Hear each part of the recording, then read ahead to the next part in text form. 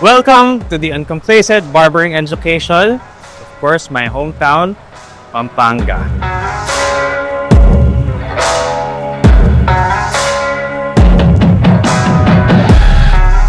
Ever since the start of this year, I've been going around doing barbering seminars. I'm not here para makipagpagalingan. Sabi ko nga, this is not a barber battle. I know for a fact na marami ditong mas magaling sa akin. At hindi ko sinasabi to dahil lang nasa harapan ako. No. I really do recognize na marami sa inyo, marami kayong kayang gawin na hindi ko kayang gawin. And that makes you better than me. And if I got to accomplish all of this, what's the reason para hindi nyo siya magagawa?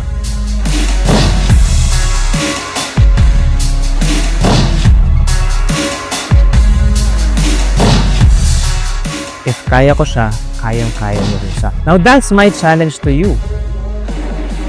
Kasi, given my status, nagawa ko yan. Kung kayo, I think you can achieve more than me. And that's my challenge to you. Dapat lahat kayo will achieve more than what I did. And when you do, I will be there clapping for you.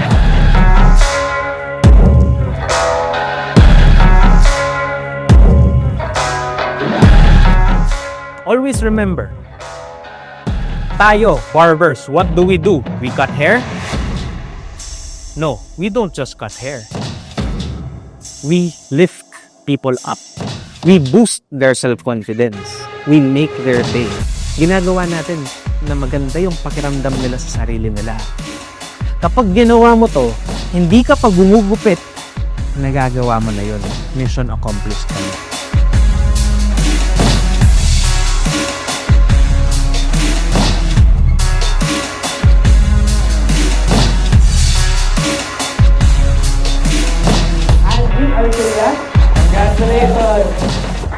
Okay guys, magandang hapon sa inyo lahat. Sobrang ganda ng experience namin dito sa seminar ni Sir Gam na turuan kaming mga barber din dito sa seminar niya na turo din siya ng mga ibang skills din na ginagawa niya sa barbershop niya. Sobrang laking bagay nito sa mga barbero kasi namomotivate niya din yung mga barbero, pati yung mga barber owner din. Hello po, my name is Michael Marquez, taga Iligan City. Isa pong may-ari ng barbershop, isa na ring barbero. So it's not all about experience but competency. Sa part ng competency is pag-update mo ng skills, nag-enroll sa isang mga prestigious resource speaker sa barbering industry. Hi, I'm Jan Christian. I am a barber from Baguio City and we are here now at the Uncomplacent Barber Seminar with Sir Gam Cruz. Sana magamit natin lahat ng matutunan natin dito sa pag-improve ng kanya-kanyang career at sana mag-improve rin ang ating buhay dahil dito sa mga natutunan natin dito. Ayun, ang goal natin is of course, is hindi lang basta naturo natin yung technical side of barbering, but more of makita natin yung current skill set ng mga barbers dito. And if ever may mga techniques silang ginagawang that needs improvement, magagabayan natin sila in doing so.